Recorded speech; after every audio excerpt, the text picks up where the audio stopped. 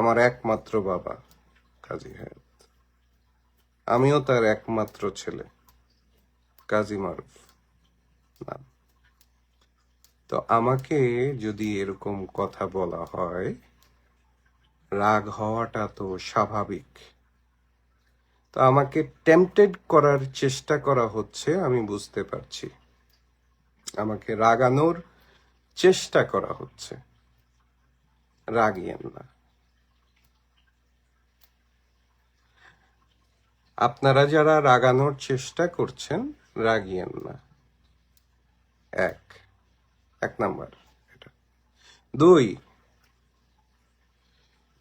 কাজী হায়াত এখন বাংলাদেশ সেন্সর বোর্ডের বা sensor certification board or something, নতুন নামকরণ কি আমি জানি না, ওটার মেম্বার। উনি যেটা সিদ্ধান্ত নিয়েছেন বা যেটা করেছেন সেটা ওনার ব্যাপার, আমার না। বা উনি যেটা নিয়েছেন সেটা অবশ্যই সেই ছবিটির ভালোর জন্য নিয়েছেন এবং দেশের ভালোর জন্য নিয়েছেন। কারণ দেশের মানুষ কি দেখবে এটা ওনারা নির্ধারণ করে দেন। অনেকেই লিখেছেন 10 বছর পুরনো গাড়ি কাজী হায়াতের। হ্যাঁ, কাজী হায়াত সৎ মানুষ, তো তাই 10 বছর পুরনো গাড়ি ব্যবহার করে। অনেকে লিখেছেন, অনেক কিছুই লিখেছেন। আরেকটা বিষয়ে দেখতে পাচ্ছি, মারুফের লোক আছে কি, মারুফের লোক। হ্যাঁ, আমার বাবা বলেছে মারুফেরও দর্শক আছে, বা আমি এখন বলি দর্শক ছিল এক সময়। এখনকার জেনারেশন আমার ছবি দেখে নাই, বা দেখলেও ওটা তারা পছন্দ করবে না।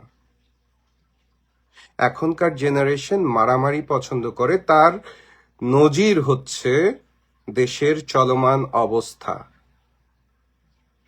দেশে আসিয়ার মতো শিশুদের, এটা বলতেও খারাপ লাগে, আমার দেশে,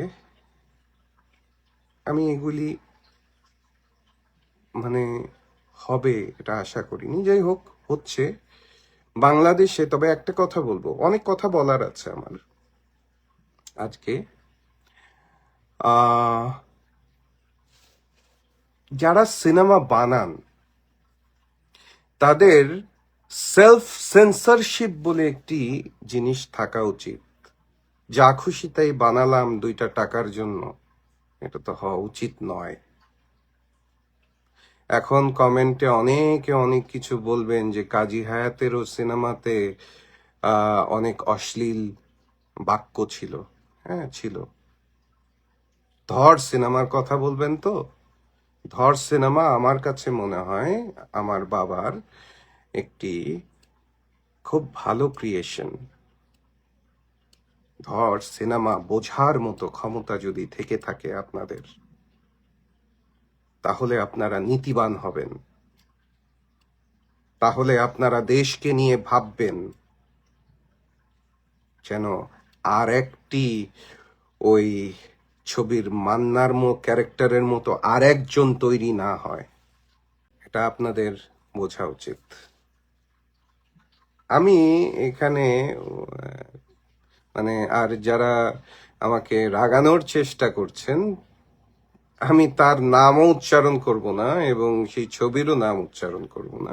বিকজ আপনারা চান হয়তো, এখন তো নেগেটিভ পাবলিসিটি অনেক বিশাল একটি পাবলিসিটি।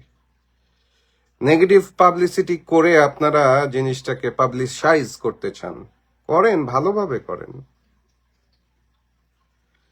ভালোভাবে করেন, পাবলিসিটিটা ভালোভাবে করেন।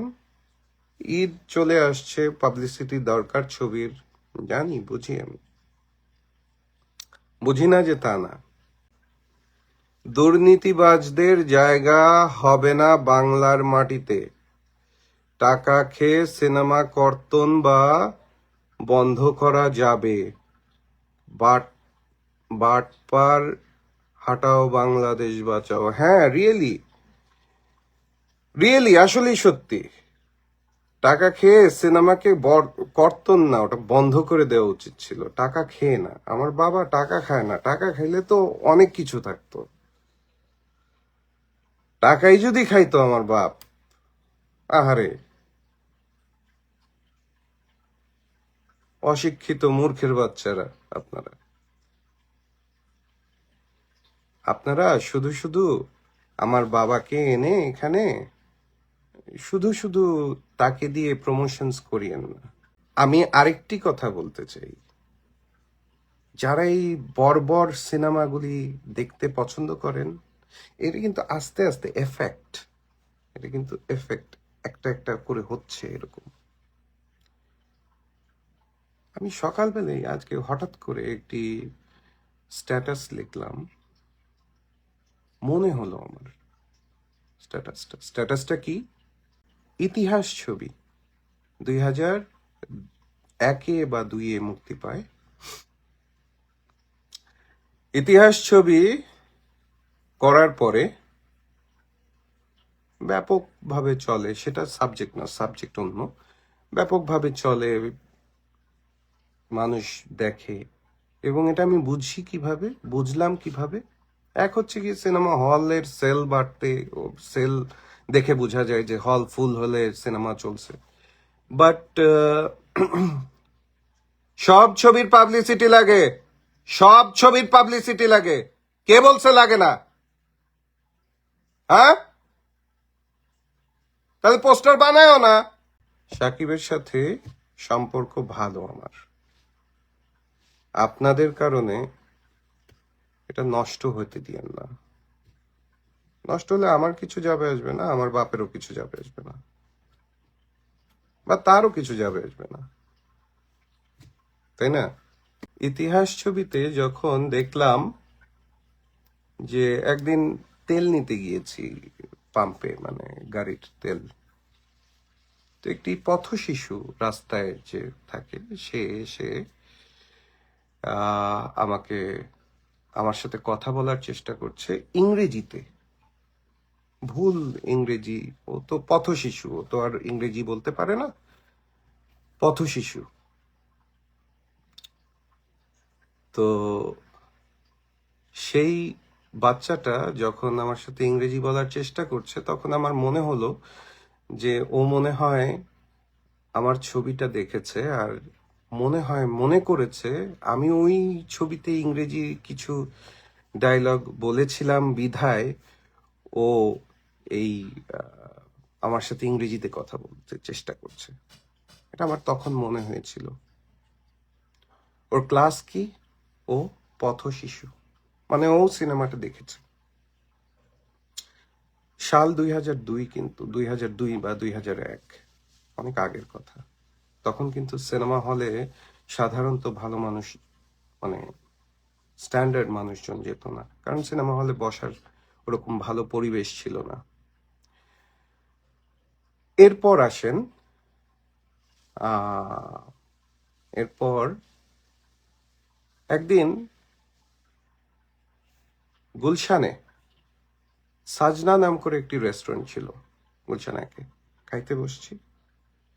তো ওখানে হঠাৎ করে একজন এসে বলতেছে যে এরকম ভালো ভালো সিনেমা করবেন, আপনার ছবি দেখেছি।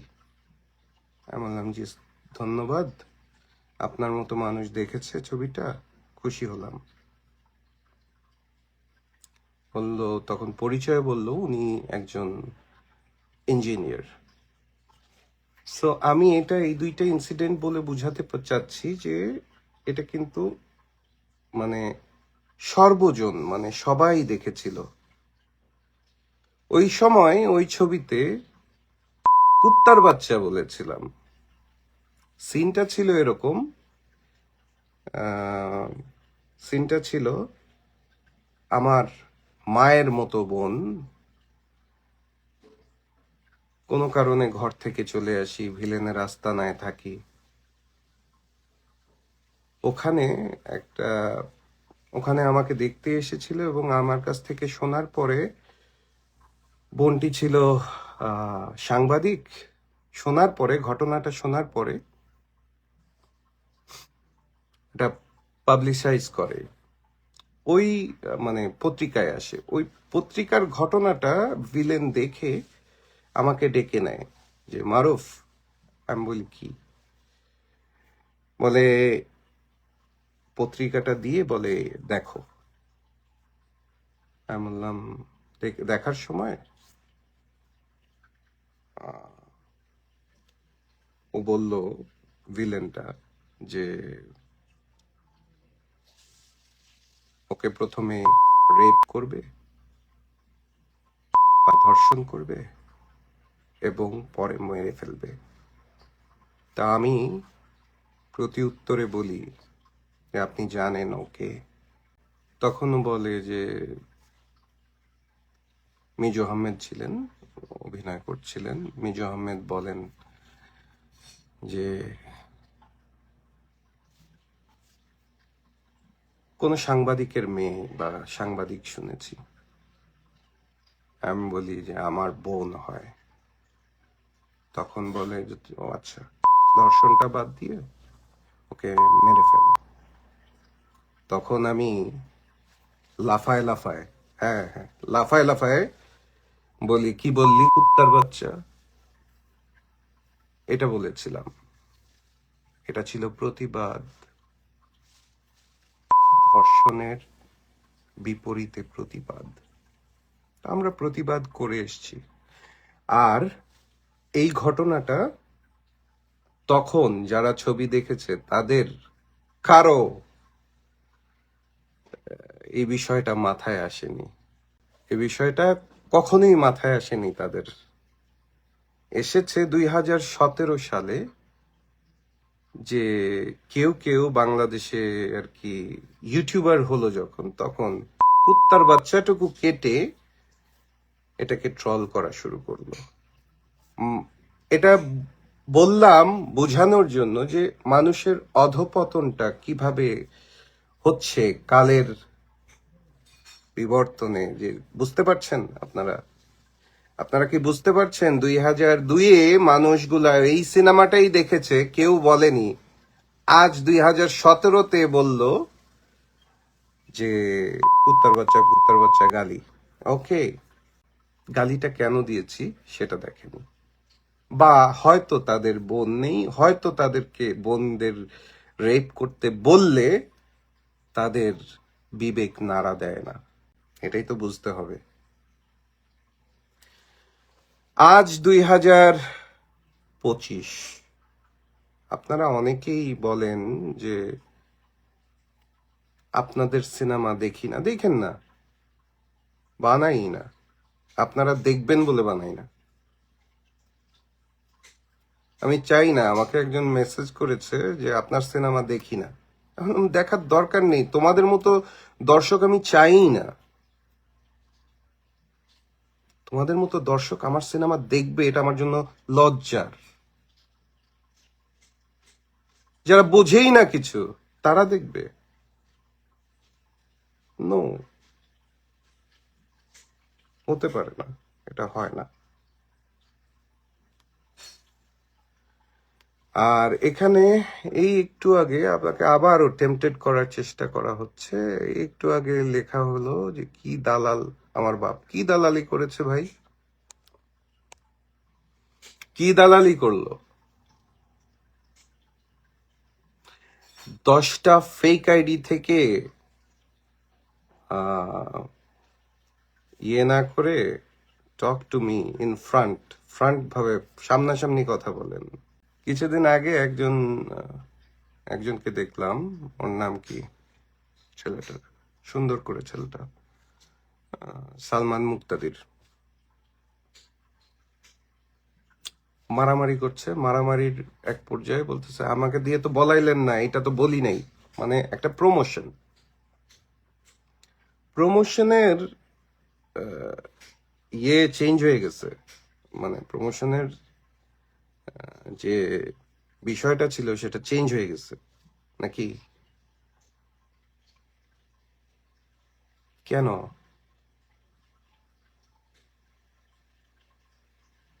আমার বাবাকে জড়িয়ে আর কোনো কিছু যেন না দেখি। আর আমি সাকিবকে বলবো যে সাকিব তোমার আমি ফোন দিই নেই, ইচ্ছা করেই দিই নেই, জিনিসটা দেখো, মিট আপ করো।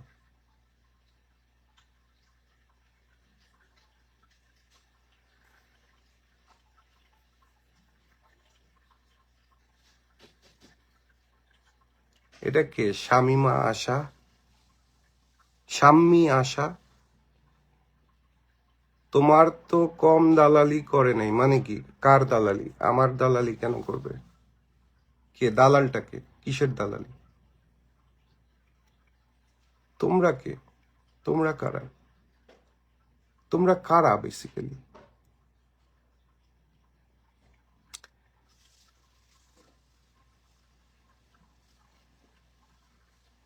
তোমরা কারা আসলে? হু আর ইউ? একজনে 100টা ইয়ে চালাও, আইডি চালাও, ওয়েল অর্কেস্ট্রেটেড, মানে ইয়ে করতেছো তোমরা।